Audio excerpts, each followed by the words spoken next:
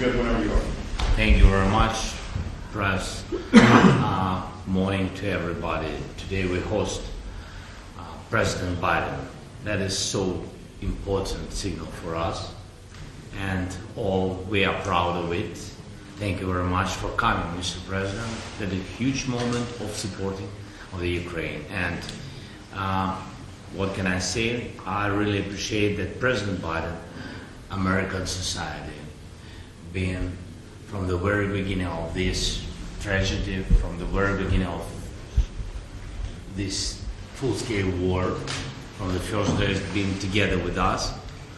First phone call of supporting was from White House to Ukraine. And thank you for your leadership. Thanks bipartisan support. Thanks Congress.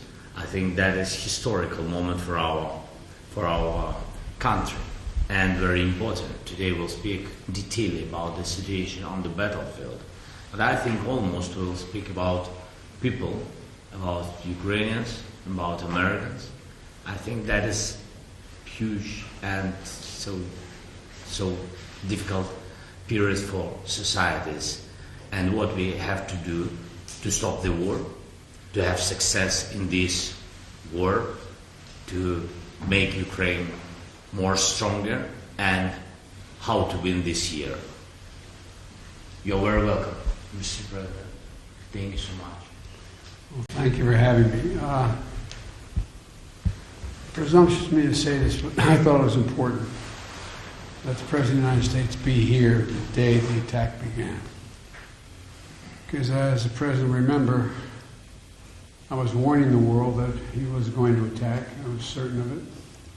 And I thought it was critical that there not be any doubt, none whatsoever, about U.S. support for Ukraine in their war against the brutal attack by Russia. You know, and it's good to be back in Kyiv. I was telling the President, one of my newer staff members on the flight from Washington into Poland asked me how many times I've been to Kyiv. And I had to stop and think, it's my 8th trip.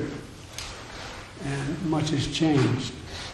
Much of it bad with the invasion, but also the Ukrainian people have stepped up in a way that few people ever have in their defense, and have apparently also embraced the notions of democracy.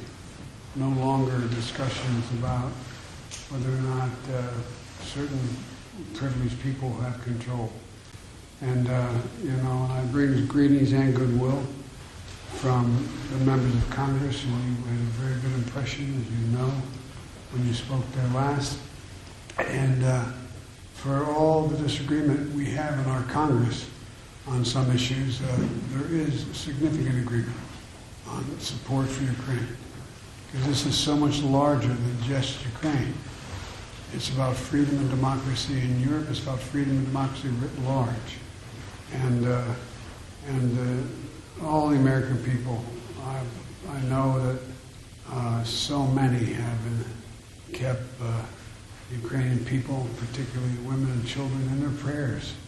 See what's happening. They can't fathom the idea of the shelling at night, and the shelling of everything from orphanages to schools to the like. It's barbaric.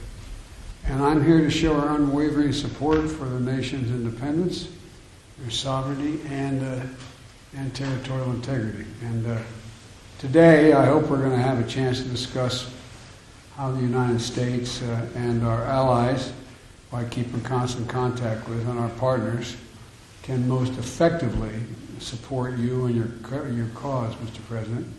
And I look forward to discussing all of this and then addressing the world with you afterwards. But again, the admiration for the people of Ukraine, ordinary, hard-working citizens who were never trained to be military. The way they've stepped up is just, it's beyond heroic.